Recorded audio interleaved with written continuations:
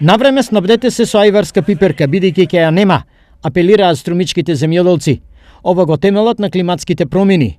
Јулското невреме го зема данокот. Па ќе има порано ајвара, ама тешко. Треба порано да се набават. Оти 2 година и градот и сушите се го прави своето. И фолиите што се под пластеници, и они се вејнат, сањат. И ако има побарување од надвор, нашите тука фабрики ќе останат покуси. Уништените хектари под ајварска пиперка ќе ја зголемат нејзината продажна цена, иако сега е на ниско ниво. 40 денари и 50.